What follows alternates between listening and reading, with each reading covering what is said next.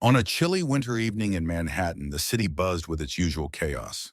The sharp cold cut through the layers of hurried pedestrians as they tightened their scarves and shoved their hands deeper into their coat pockets. Amid this frosty hustle, Donald Trump, dressed in a tailored overcoat, walked briskly down the street. His typical motorcade was absent, replaced by an unusual urge to experience the city's raw energy firsthand. Flanked by his security detail, he moved with quiet determination, scanning the streets as if searching for something just out of reach. As he turned onto a quieter street, the noise of the city softened. Under the dim glow of a streetlight, he noticed a man slumped against a brick wall. The man's worn-out coat still carried faint traces of military insignia, and a cardboard sign next to him read, "Veteran in need of help." Donald stopped, his brow furrowing. He signaled his security team to keep back and approached the man cautiously. The crunch of his footsteps on the icy pavement broke the stillness. The man looked up, his face etched with years of hardship. His sunken eyes revealed both exhaustion and defiance. "Who are you?" he rasped, his voice hoarse from the cold and perhaps years of silence. Donald crouched to meet him at eye level. "What's your name?" he asked, his tone calm but firm. The man hesitated before replying, "Jack Miller, former Marine." Donald's gaze flicked to the faded patches on Jack's jacket. "A Marine?" he echoed. "Which unit?" "Bravo Company, 3rd Battalion," Jack said, a flicker of pride lighting his weary face. "We were in Kandahar. They called us the Ghost Team." Recognition sparked in Donald's eyes. "The Ghost Team," he murmured. "You guys pulled off the impossible out there." Jack's shoulders stiffened under the weight of memories. "We did what we had to," he said simply. "But when we got back, everything disappeared. Jobs, support, it's like we never existed." For a moment, neither man spoke. The winter wind howled around them, carrying with it the silent stories of countless others like Jack. Finally, Donald stood and extended a hand. "Come with me, Jack. Let's change that." A few days later, Jack found himself in a modest but comfortable hotel room arranged by Donald's team. The warmth was a stark contrast to the freezing streets he'd called home for so long.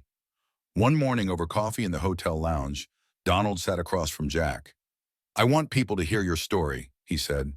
"Not just yours, but Bravo Company's. The country needs to understand what you've sacrificed." Jack hesitated, his hands wrapped around the steaming mug. "I don't know, sir. Some memories are better left buried." Donald leaned forward, his gaze steady. "Not for them, Jack. For you. Your bravery deserves to be acknowledged." After a long pause, Jack nodded. "All right, let's do it." Weeks later, a ceremony was held at the White House. Invitations went out to Jack's former unit members, many of whom hadn't seen each other in years. On the day of the event, Jack arrived in a simple suit. His steps were hesitant, his hands fidgeting as he walked into the Grand Hall. Rows of chairs were filled with veterans, officials, and civilians. As Jack stepped onto the stage, a ripple of applause grew louder with each step.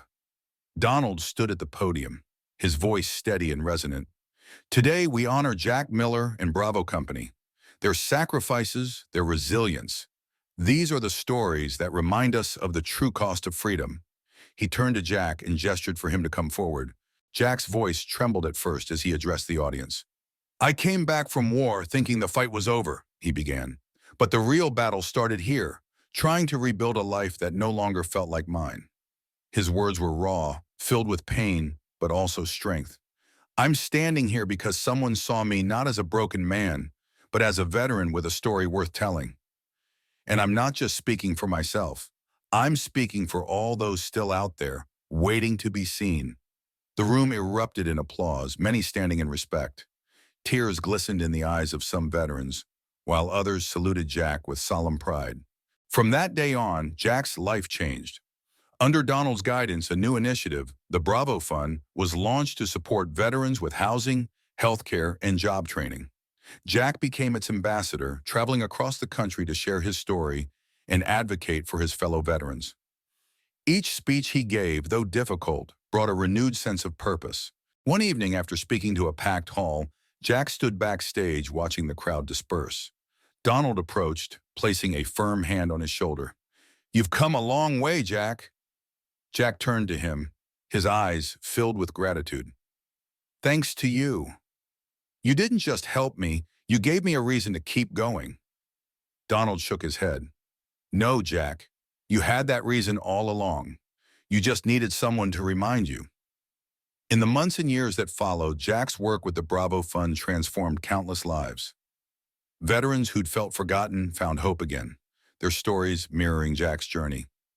And every time Jack thought back to that winter evening in the alley, he remembered the simple yet profound gesture that changed everything. A hand extended in the cold, offering not just warmth, but a second chance.